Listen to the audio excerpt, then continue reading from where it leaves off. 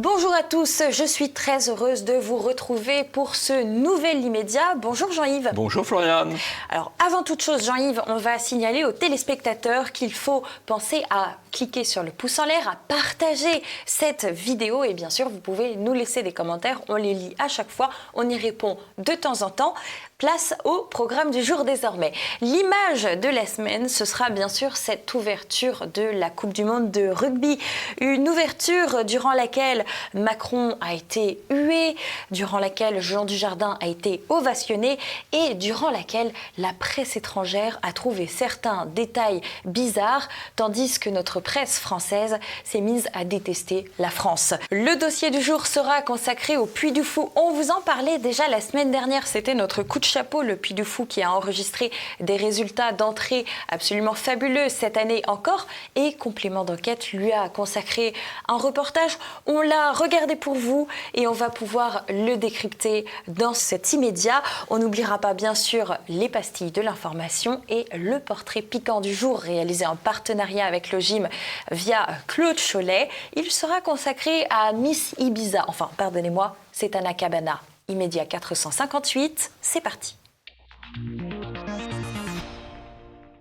Pour la météo de l'info, je vous apporte une bonne nouvelle. Les médias de grand chemin ne font plus la pluie et le beau temps. Les critiques acerbes contre la cérémonie d'ouverture de la Coupe du Monde de rugby ont fait flop. Et l'enquête à charge de France 2 contre l'immense succès du Puy du Fou a suscité de puissants tirs de contre-batterie. Il va falloir que les journalistes de gauche s'y fassent. Le temps de leur impunité morale est terminé. L'heure est à la contre-diabolisation. L'image de la semaine, c'est bien sûr cette ouverture de la Coupe du Monde de rugby avec deux petites vidéos comparatives que j'ai envie de vous montrer. Regardez ça tout de suite.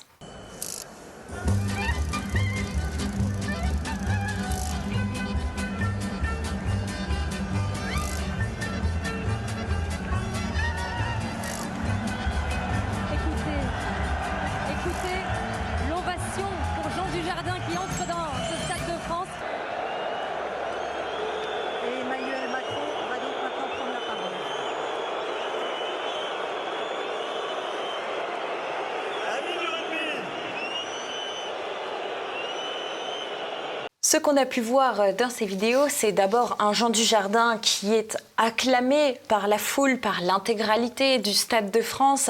Et puis dans un second temps, un Emmanuel Macron qui est hué. La différence sonore est quand même largement entendable. Tout le monde s'en est rendu compte. Et d'ailleurs, la presse l'a un petit peu repris. Elle ne pouvait pas le cacher. Mais je vous propose d'abord, pour parler de cette image du jour, de parler de l'article de Libération. Pour l'ouverture de la Coupe du Monde de rugby, les organisateurs ont offert au monde la carte postale sépia d'une France qui sent la naphtaline. On vous raconte ce merveilleux spectacle. Un article de Libération qu'ils ont classé dans la rubrique Ringardise. Cela a toute son importance. Cérémonie d'ouverture de la Coupe du Monde de rugby, allez la rance. L'auteur de cet article, il s'agit de Guillaume Thion, que vous pouvez voir juste ici en illustration. Un type qui est journaliste, société à Libération, c'est une caricature dans la caricature, et l'article est une caricature dans la caricature dans la caricature. Absolument. Voilà. Alors, un humour et une ironie mordante tout au long de cet article. On peut relever, par exemple, le propos de Vianney, qui faisait partie de l'équipe d'organisateurs aux côtés de Jean Dujardin.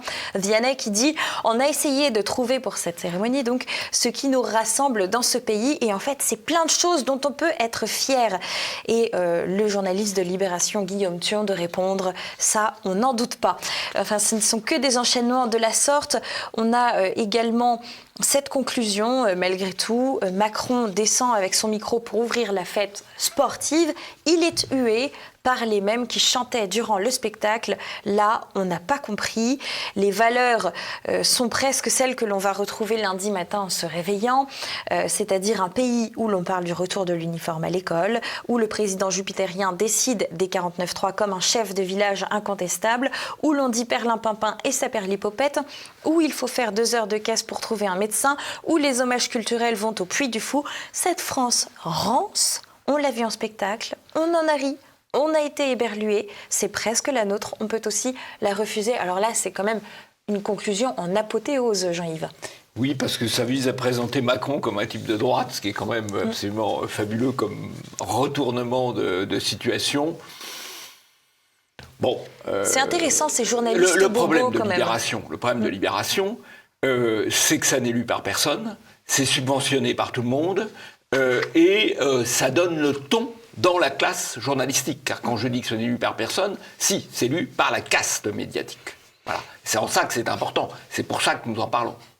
Alors, les médias, dans les médias qui ont été très critiques vis-à-vis de cette cérémonie, il n'y a bien sûr pas que Libération. Il y a Le Monde qui a fait un titre en se protégeant un petit peu parce qu'ils disent que finalement, c'est ce que les médias étrangers en ont pensé.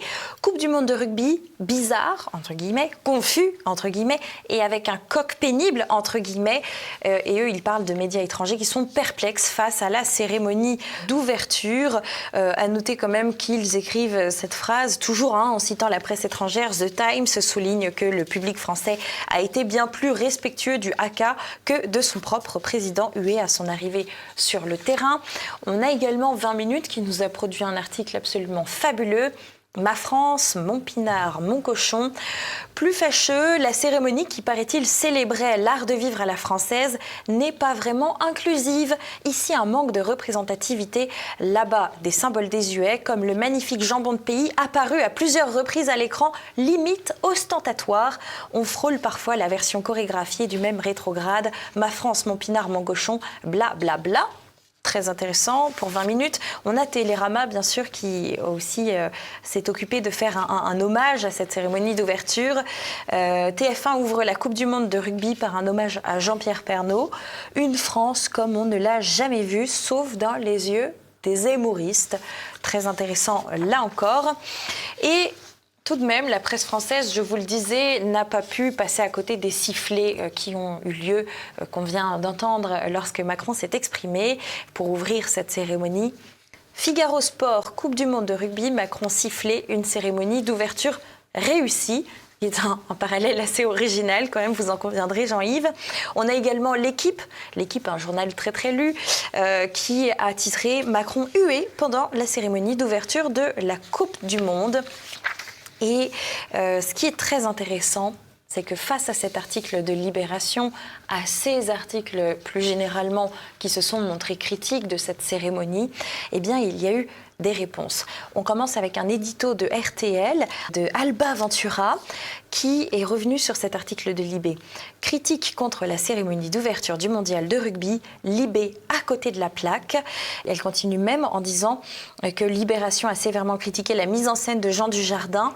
Et elle leur répond aux journalistes de Libé, il faut sortir de temps en temps, il faut passer le périphérique, c'est-à-dire aller voir un peu du côté de la France et non pas seulement de Paris, Jean-Yves.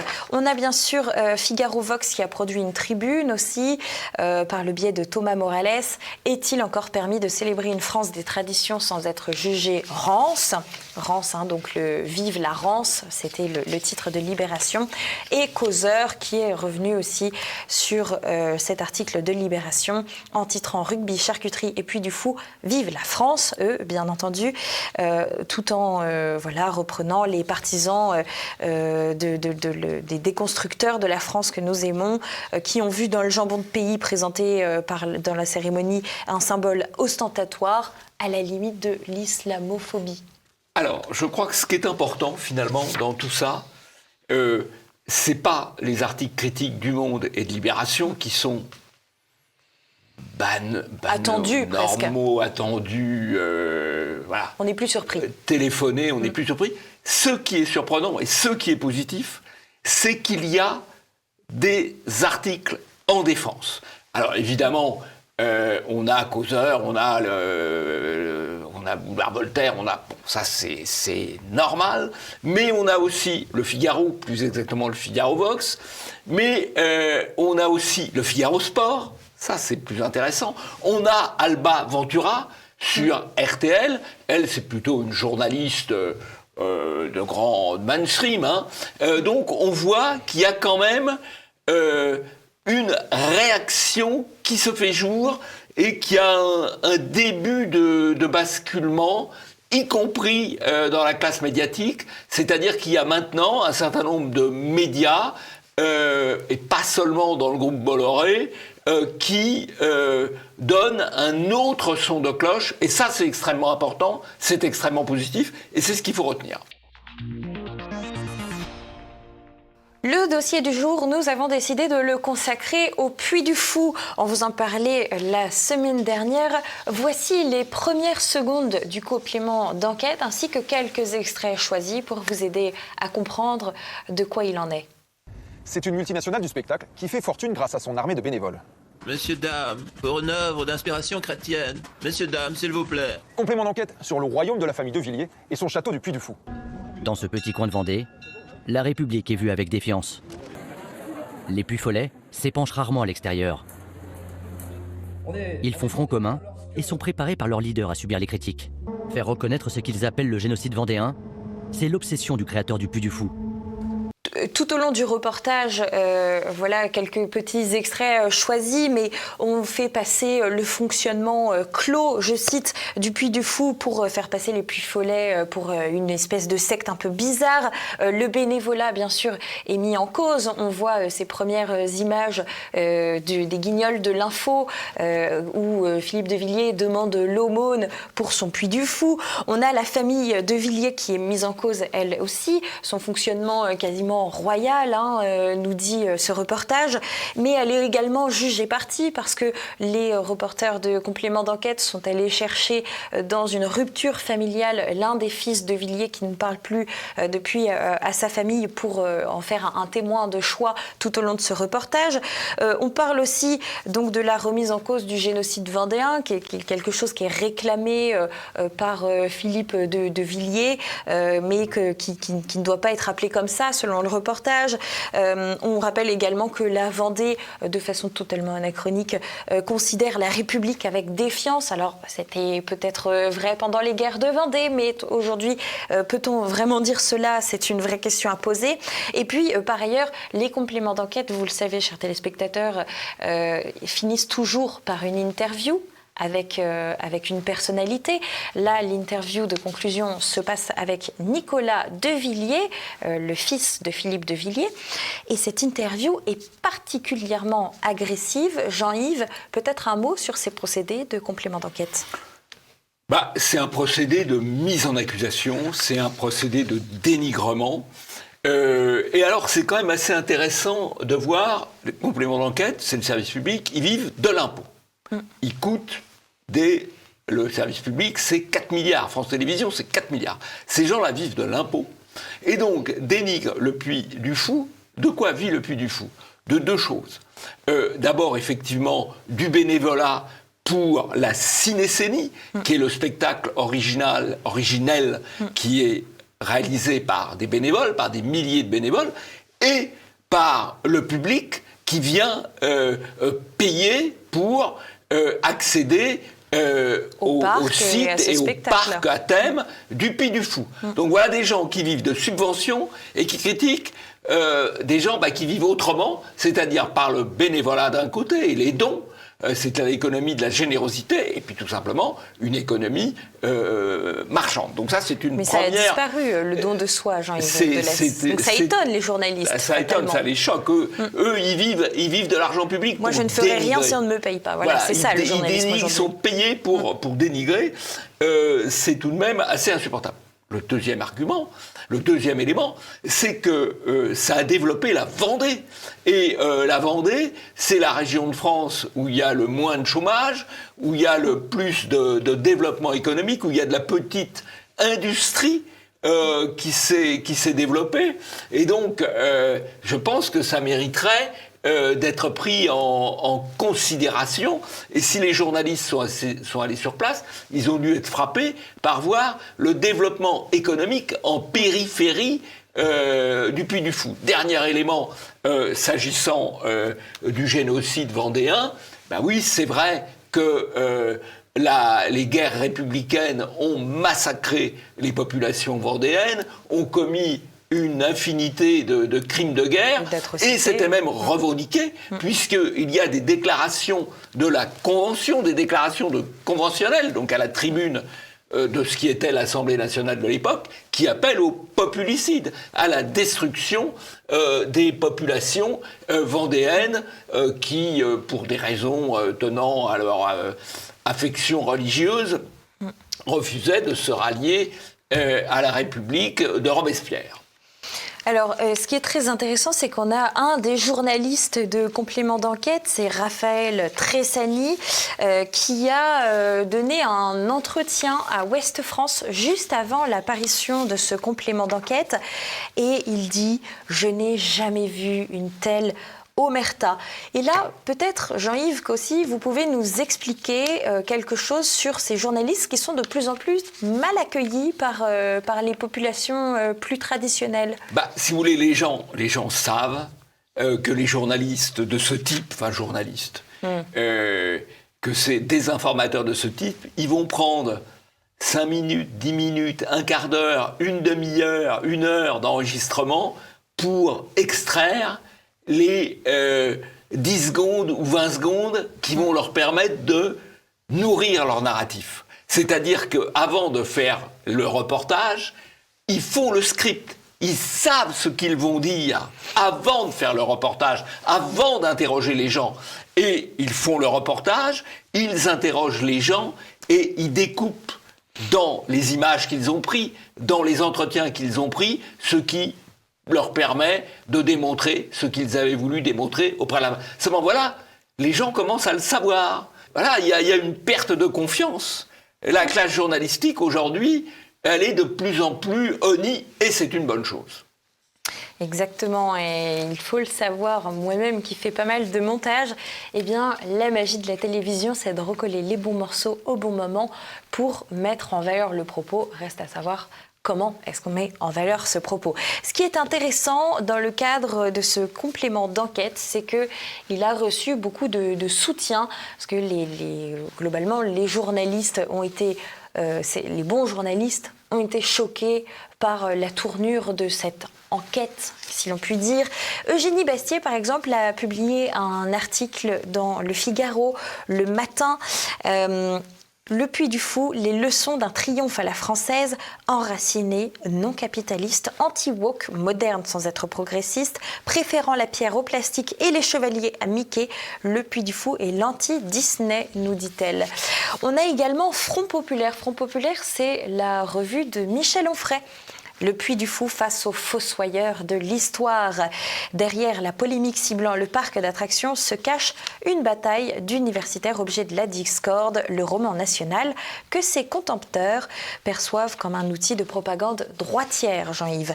On a le JDD également. Juste un point, l'histoire, c'est toujours vu d'une perspective. Exactement. Et la perspective qu'on a sur le passé, c'est ce qui permet de tracer l'avenir. Et effectivement, dans les médias de gauche et d'extrême gauche qui veulent voir disparaître la civilisation européenne, la France, eh bien, veulent s'en prendre à ce récit national, à ce récit civilisationnel. C'est logique. Et il n'y a pas de récit objectif. Il y a toujours un point de vue, une perspective. Évidemment, eux veulent interdire le point de vue qui permet à l'histoire française, à la civilisation européenne de se prolonger. Alors, un article qui était notable aussi en soutien du Puy du Fou, c'est l'article du JDD. Le Puy du Fou, cas d'école d'une manipulation médiatique par France 2. Au terme de 6 mois de tournage, Complément d'enquête livre un récit malhonnête de son séjour dans le parc vendéen, point qui n'est pas abordé dans le reportage. Tout commence le 8 décembre dernier. Ce jour-là, le service presse du Puy du Fou reçoit un mail très aimable du jeune journaliste Raphaël Tressanini, chargé par France 2 de réaliser un reportage pour l'émission Complément d'enquête. Il prend la peine de préciser le titre provisoire de la commande, Le Puy du Fou, les dessous d'un succès à la française, ce qui n'est pas exactement le titre qui a été retenu in fine à la fin. Voilà, je pense qu'on peut... Le titre est toujours différent, bien sûr. On allèche, on essaye d'attraper, on ne prend pas les mouches avec du vinaigre, dit-on. Seulement les mouches, en l'occurrence, ceux qui ne pensent pas de manière politiquement correcte, commencent à connaître ce type de méthode. Bien sûr, tout ce soutien de la presse mainstream même, pourrais-je dire, on a par exemple Le Figaro, vous vous souvenez de l'article d'Eugénie Bastier, eh bien ça a été critiqué, et dans Libération, ils ont produit un article dans la catégorie contre-offensive, Puy du Fou, les médias d'extrême droite en croisade contre Complément d'enquête, en croisade, non pas en croisière, naturellement. Télérama également, après son sujet sur le Puy du Fou, Complément d'enquête est pris pour cible par le groupe Bolloré. Alors, là aussi, c'est très important de voir qu'il y a une contre-offensive. Alors, les médias de gauche disent le groupe Bolloré, oui, il y a des éléments du groupe Bolloré, le JDD par exemple, et Libération dit le groupe d'extrême droite, c'est quand même très, très abusif. En fait, le soutien est beaucoup plus large, on le trouve effectivement dans le Figaro, qui est quand même un journal assez classique, on va dire, assez modéré. On le trouve, comme vous l'avez souligné, dans Front Populaire, la revue de Onfray. Donc, il y a une contre-offensive, une contre-enquête, effectivement, contre Complément d'enquête, qui est beaucoup plus large et qui est, je crois, le début d'un mouvement qui est en train de se développer.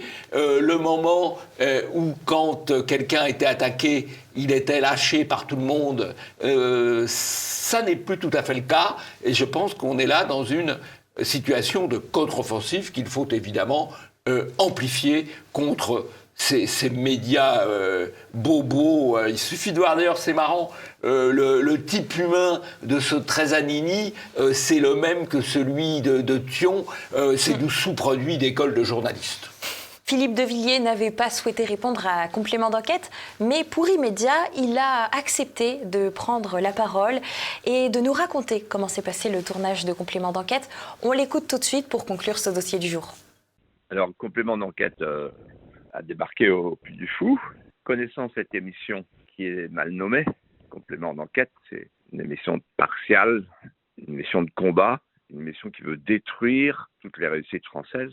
Donc j'ai pris la décision de ne pas répondre aux questions posées et de confier le soin de répondre à Nicolas Gillier, le président du Puy du Fou, mon fils. Voilà. Et je vous raconte une anecdote significative. Le président du Puy du Fou a proposé à M. Tressanini, le journaliste de Complément d'enquête, de venir consulter tous les comptes du Fou depuis 45 ans, les documents des experts comptables, etc., pour constater des visu, de leurs propres yeux, que Philippe de Villiers n'avait jamais touché un seul centime de droit d'auteur depuis la création du Puy du Fou. Ils ont refusé au motif que c'était pas la peine, que c'était pas du tout leur angle, que les questions concernant la gestion du Puy du Fou, c'était pas ça leur angle. Bon. Et en réalité, tout était biaisé dès le départ. Ils venaient pour tuer, ils venaient pour salir, ils venaient pour souiller, et ils ont souillé, ils ont sali, mais ils n'ont pas tué. Tout simplement parce que leur manque de professionnalisme est apparu flagrant. C'est une émission qui déconsidère ses auteurs. Et d'ailleurs, le silence de la presse française est très intéressant à observer, parce que normalement, tout le monde vient au secours du Complément d'enquête. Mais là, tout le monde s'est tu, et on a même Aurore Berger, ministre du gouvernement, et Olivier Véran, ce matin, qui disent « Ah bah oui, mais non, le Puy du Fou, quand même, c'est une réussite française, etc. » Donc voilà. Et en fait, le Puy du Fou est d'une des rares initiatives culturelles qui ne vient pas de la gauche. La droite est tellement bête qu'elle croit que la politique peut vivre sans la culture, alors que c'est la culture qui prépare la politique et qui l'enfante.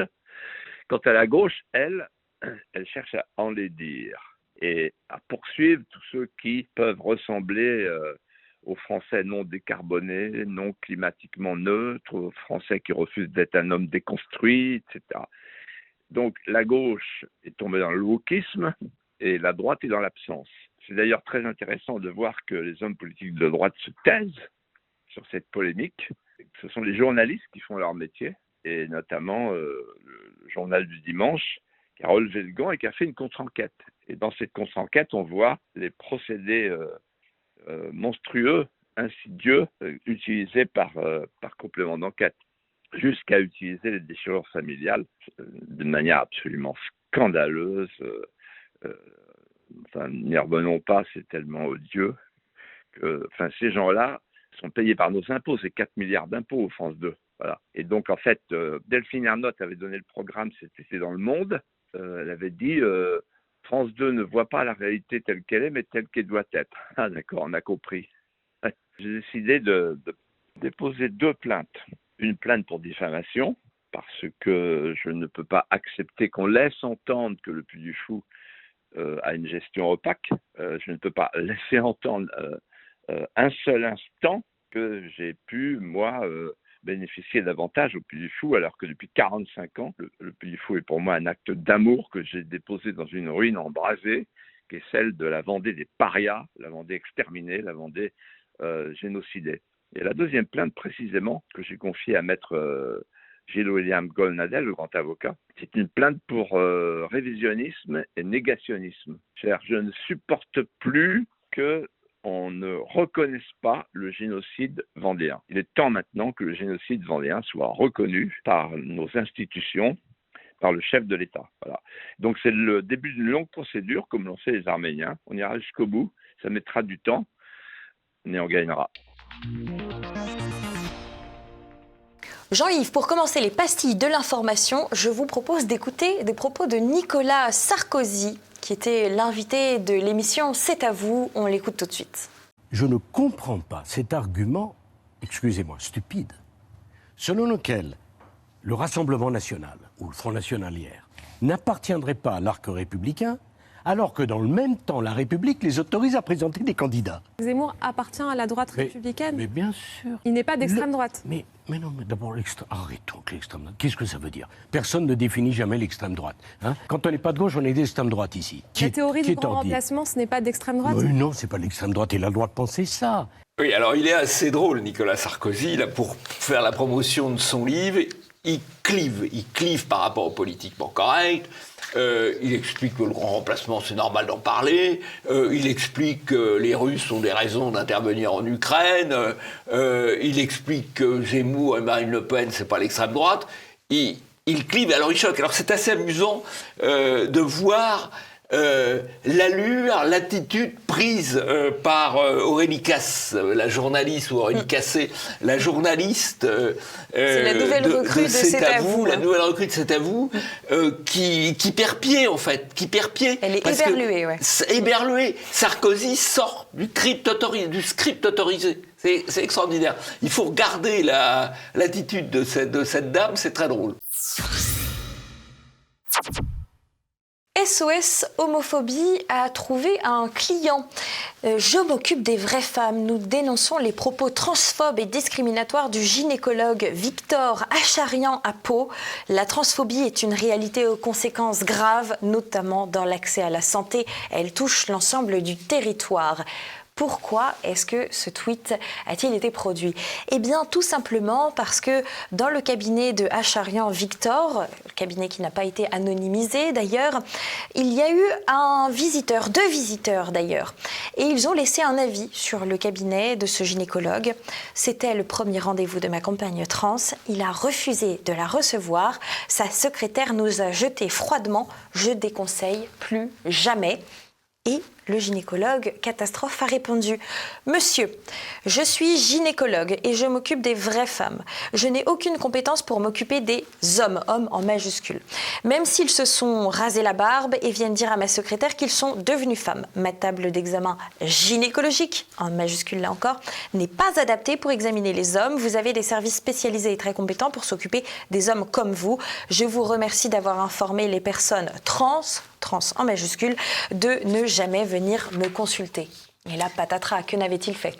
Patatras, eh bien, il a une campagne de presse contre lui. On parle de transphobie.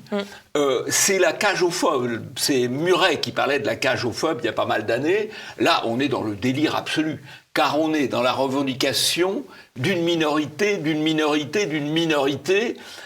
dans le déni de réel absolu. Ce qui fait qu'on est homme ou femme, c'est la génétique. On est XX, on est une femme, on est XY, on est un homme. Voilà. Et après, il y a évidemment des conséquences physiologique qui fait que, évidemment, vous avez plutôt vocation à aller chez un gynécologue et moi j'aurais plutôt vocation à aller chez un urologue. Voilà, c'est comme ça. Hein, bon. Et nier ça, c'est extraordinaire. C'est la négation du réel au nom de l'idéologie. Évidemment, tout ça finira par être balayé.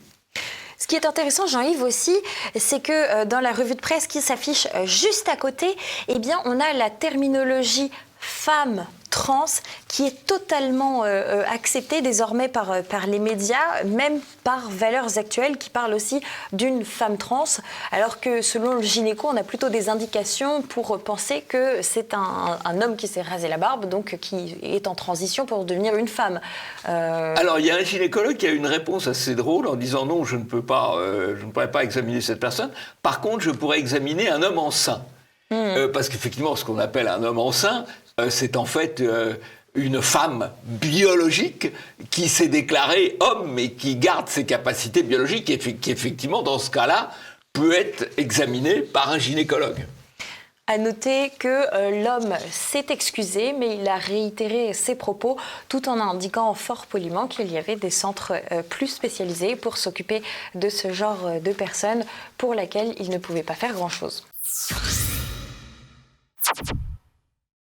Vous vous souvenez de l'affaire Meghan qui avait été violée de façon très barbare par Oumar. Eh bien, les jeunes d'Argos, un collectif d'ultra-droite, nous dit France 3 Normandie. Collectif identitaire. Voilà, un collectif identitaire, dirons-nous, dans les médias. Eux aussi s'en souviennent et ils sont allés manifester devant le domicile de Oumar avec son portrait et avec ses banderoles, les banderoles suivantes. L'État ne te défend pas, prépare-toi. Meghan violée par Oumar, donc le tout devant son domicile. Je vous propose de regarder le reportage de France 3 Région Normandie. Les 12 activistes du collectif Argos, réputés proches de l'ultra-droite, comparaîtront pour provocation à la commission de crimes et de délits. On leur reproche d'avoir exhibé lors d'une manifestation illégale samedi le portrait du suspect d'un viol aggravé perpétré début août à Cherbourg et d'avoir fait de ce suspect une cible potentielle. On leur reproche également d'avoir, en dénonçant l'inaction de l'État, prôné l'autodéfense. On vit littéralement à côté de barbares qui parfois veulent notre mort. Je pense que ce reportage est intéressant à divers titres. Bon, d'abord, il parle du sujet, il évoque le sujet.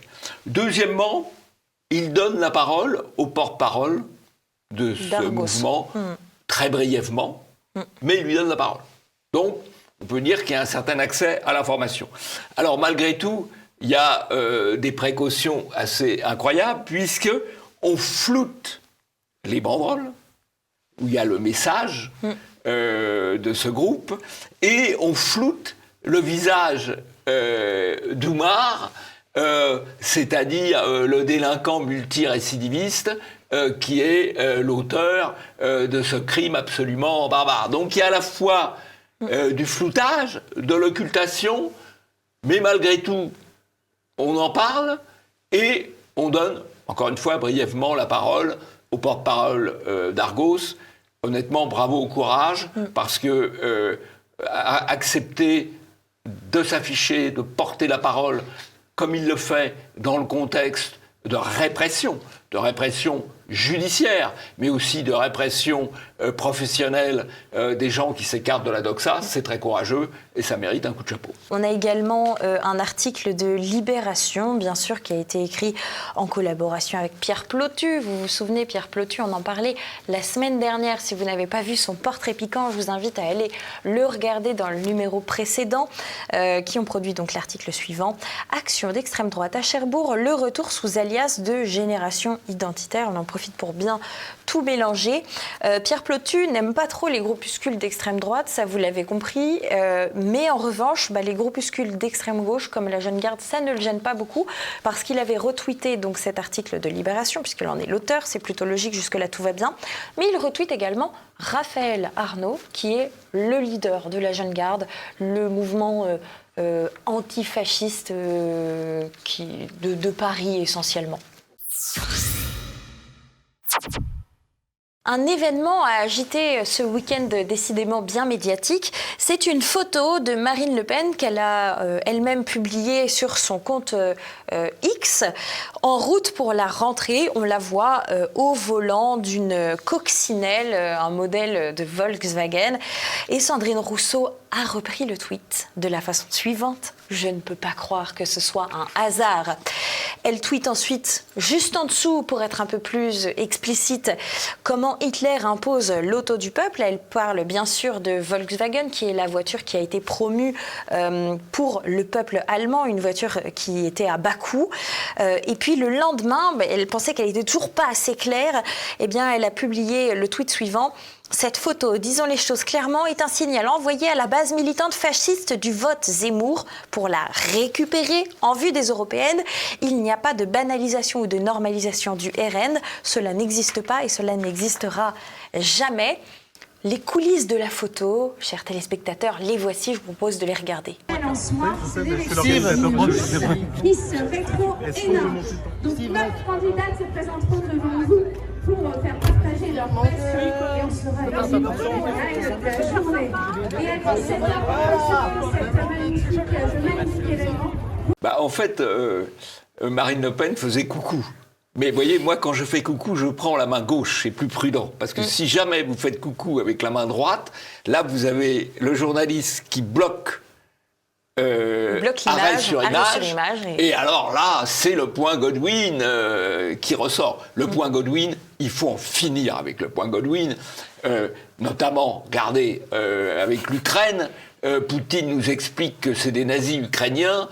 Et côté OTAN, on explique que Poutine est le nouvel Hitler. Le point Godwin, il faut en finir avec ça. Voilà.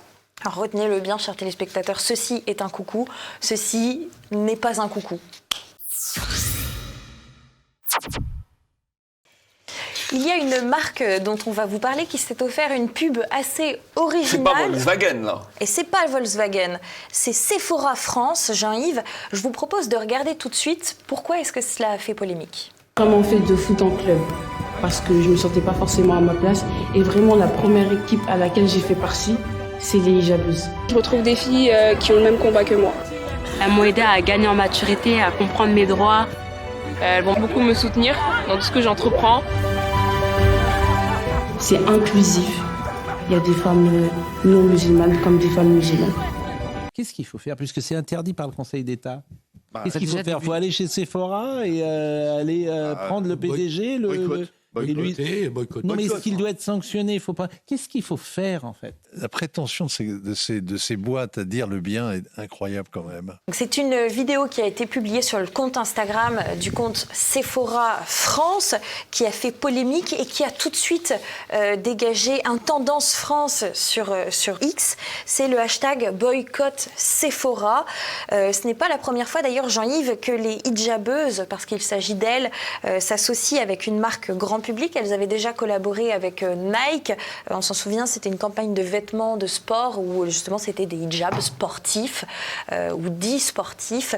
Jean-Yves, un commentaire peut-être sur la réponse de Pascal Praud. Si vous voulez, on est dans une société où les grandes entreprises deviennent des instruments de propagande. Là où on a eu longtemps l'idée que l'entreprise était politiquement et idéologiquement neutre, aujourd'hui c'est faux. La grande entreprise, elle milite pour le wokisme, elle milite pour l'immigration, et elle est très complaisante avec la grande entreprise. Beaucoup de grandes entreprises, en tout cas, sont sur ce créneau-là et doivent être dénoncées à ce titre. À noter que sur le compte Instagram, vous avez pu le voir pendant la vidéo, l'un des premiers commentaires qui ressort pour cette vidéo, c'est une internaute qui dit « Bravo pour la vidéo, maintenant on espère que dans Sephora, vous aurez des maquilleux, enfin des vendeuses qui porteront le voile. » Et ça, c'est quand même très intéressant. Chaque étape amène l'étape suivante ou appelle l'étape suivante. Appelle l'étape suivante. Voilà. Et par ailleurs, pardon Jean-Yves, mais je vais vous parler un peu de beauté, mais les vendeuses de Sephora, elles sont là. Floriane, volontiers. De toute façon, on se maquille entre nous, il n'y a pas de secret de maquillage. Les vendeuses sont là pour présenter les produits de maquillage. Elles sont d'ailleurs elles-mêmes fort maquillées, presque autant que moi pour le plateau, c'est dire. Et elles sont aussi très coiffées. Enfin, vous le savez tous si vous êtes rentrés dans un Sephora. Porter le voile à ce titre empêcherait un certain visu sur ce résultat qu'elle souhaite transmettre.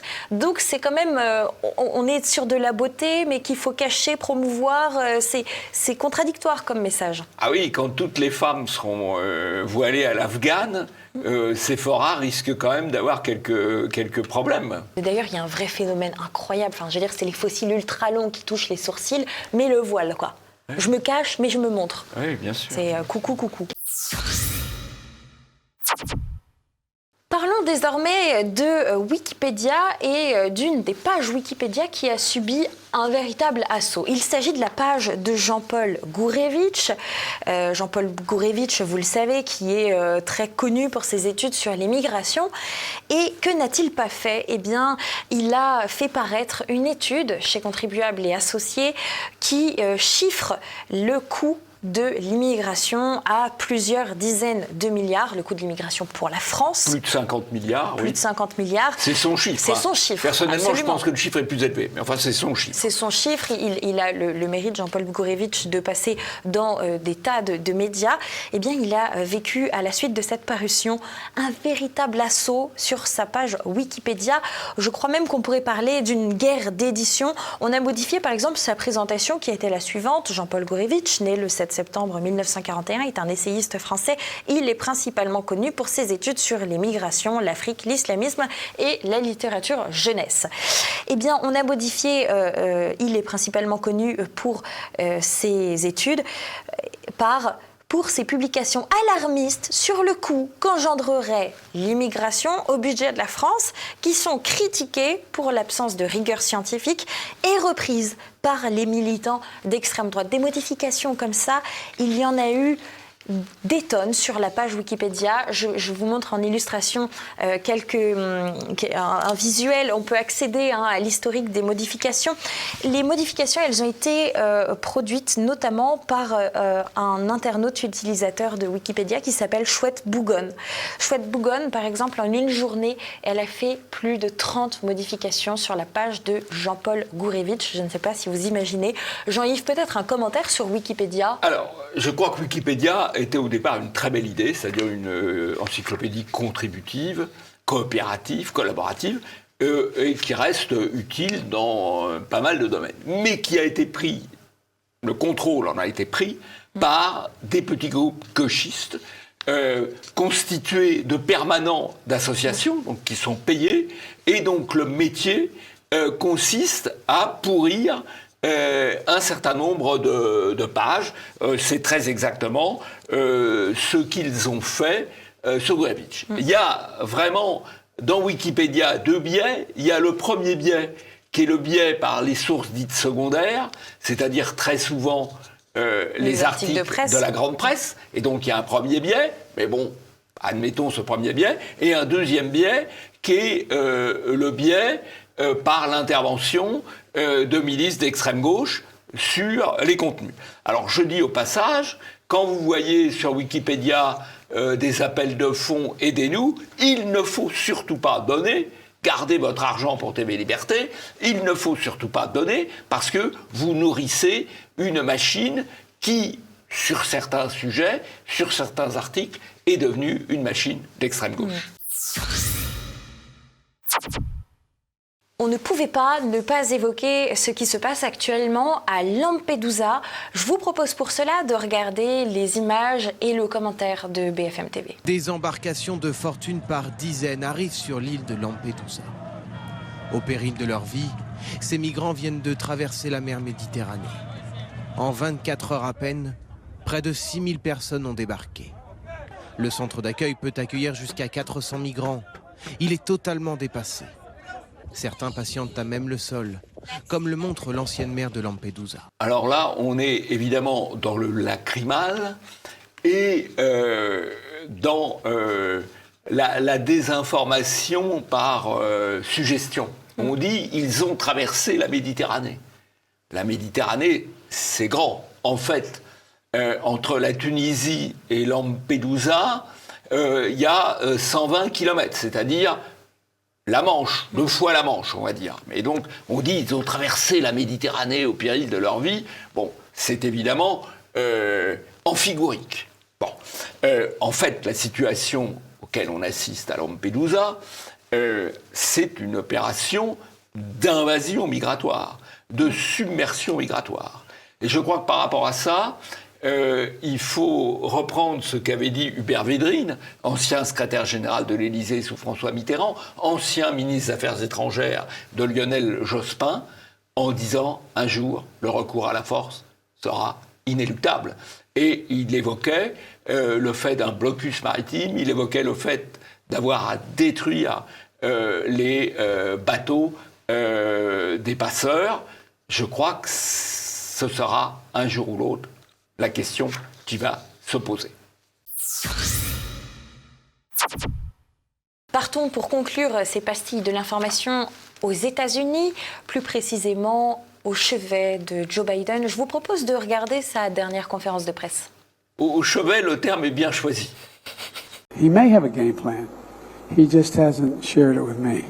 But I tell you what, I don't know about you, but I'm going to go to bed.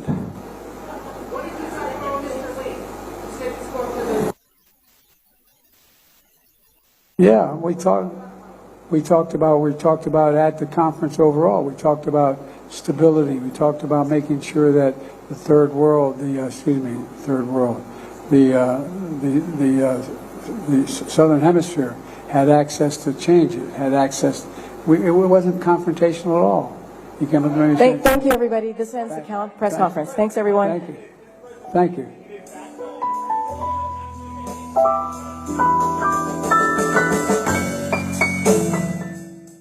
Alors, ce qui est très intéressant, c'est que la responsable de cette conférence de presse, Jean-Yves, coupe le micro alors que Joe Biden est encore en train de parler.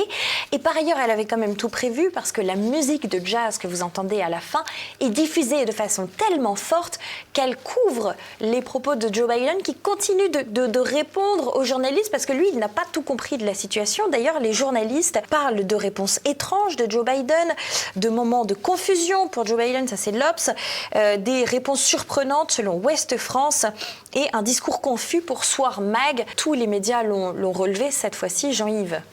Alors, il y a deux observations. D'abord, les médias ont mis beaucoup de temps à découvrir cela.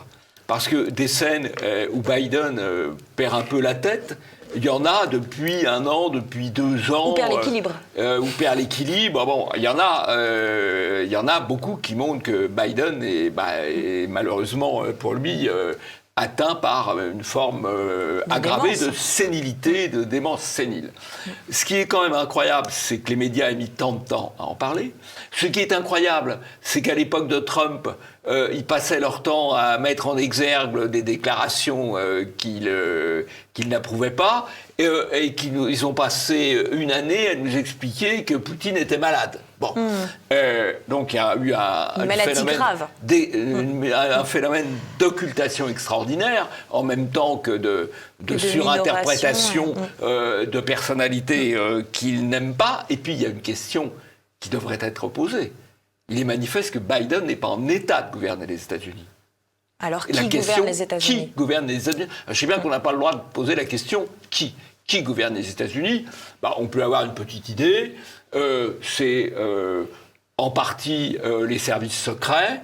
Il y a quand même 29 services spéciaux aux États-Unis, plus qu'en Russie, plus qu'en Corée du Nord. Ça, c'est la première partie du gouvernement des États-Unis, ce qu'on appelle l'État profond. Et l'aile gauche, l'aile d'extrême gauche du Parti démocrate, qui impose le wokisme. Et donc, finalement, pour tous ces gens-là, Biden, c'est bien pratique. C'était bien pratique parce qu'il gouverne à sa place. Ça ne va pas pouvoir durer quand même indéfiniment. Et il y a effectivement, on en parle très peu d'ailleurs dans les médias français, mais on commence un petit peu à en parler, il y a une procédure de destitution qui est engagée par le président, je crois, le chef de file des Républicains à la Chambre des représentants. Voilà. Et voilà, c'est la fin de cet immédiat. Merci à tous de nous avoir suivis. Merci Jean-Yves d'avoir été avec nous sur le plateau. On ne quitte pas nos téléspectateurs sans le portrait piquant du jour. Anna Ibiza, Anna Cabana. Ah oui, c'est vrai, on confond tout le temps. Anna Cabana. On confond tout le temps. Bien sûr, je vous le rappelle, n'oubliez pas de cliquer sur le pouce en l'air également. Je vous le disais en début de cette émission, mais c'est très important. Laissez-nous également un commentaire. N'hésitez pas non plus à partager cette vidéo. Cela nous soutient plus que vous ne pouvez l'imaginer. Merci à tous. À très vite sur TVL. Les relations, parfois très très privées, entre journalistes et politiques ne sont pas une nouveauté. Dans le cadre de ce mélange des genres, intéressons-nous à Anna Cabana, alias Miss Ibiza. Née en 1979 à Montpellier, Anna Cabana, aussi appelée Anna Biton, est fille d'une mère professeure de mathématiques et d'un père médecin. Tous deux juifs marocains dont elle loue les qualités de baba passionné par la psychanalyse qui lise Libération. Hippocagne, Sciences Po, elle grandit entre Nîmes, Annecy, Aix et le Maroc, qu'elle tient comme son refuge. À 23 ans, elle est repérée par Nicolas Domenac qui avait lu ses articles dans Libération où elle faisait un stage. Quelques mois plus tard, elle intègre le magazine Marianne, alors dirigé par Maurice Zaffran. En juin 2007, elle est remarquée par Franz-Olivier Gilbert qui l'engage au point. Elle intégrera ensuite diverses plateformes médiatiques, dont BFM TV, où elle sera chroniqueuse, et i24 News, où elle anime l'émission Conversation. En février 2023, c'est à l'antenne de BFM qu'elle ose une comparaison suggestive entre l'Assemblée nationale et un camp de gitans. Ses qualités d'écrivain ne sont pas unanimement appréciées. La sortie de son livre, Cécilia Sarkozy, qu'elle signe de son nom de jeune fille, Anna Biton, irrite le chef de l'État, Nicolas Sarkozy. Certains de ses collègues dénotent chez elle une propension à la complaisance. Elle n'hésitera pas à déclarer à propos d'Emmanuel Macron, je cite, « Il impressionne tout le monde. Ses conseillers, ses ministres, ils sont tous bluffés. Il est exceptionnel. Son tempérament, son intelligence, la chimie exceptionnelle de son être. » Ouf! Si elle admet n'avoir jamais voulu voter, elle a néanmoins fait une exception. En 2017, préférant le candidat Macron à une Marine Le Pen contre laquelle elle se sentait le devoir de voter, par obligation, dit-elle, mais point barre. Après un premier mariage avec Yves Cabana, ancien directeur de cabinet d'Alain Juppé, elle est ensuite la femme de l'ex-ministre de l'Éducation nationale, de la Jeunesse et des Sports, Jean-Michel Blanquer. C'est à ce moment que se situe un épisode burlesque. Entre deux périodes plus ou moins de confinement, elle part à Noël aux Baléares avec son nouvel époux, d'où le ministre envoie ses instructions à son ministère. Le ministre est alors attaqué pour abandon de poste. Et elle rend compte de l'incident à l'antenne sans indiquer qu'elle l'accompagnait en tant que jeune mariée, faisant les gorges chaudes du monde médiatique et lui valant le joli surnom de Miss Ibiza. Frayant de près avec les réseaux politiques, qu'elle a souvent dépeint, celle qui se revendique, je cite, comme un agent double, n'aurait-elle pas tout simplement franchi les frontières un peu incestueuses qui mènent souvent les journalistes dans les coulisses de la scène politique ?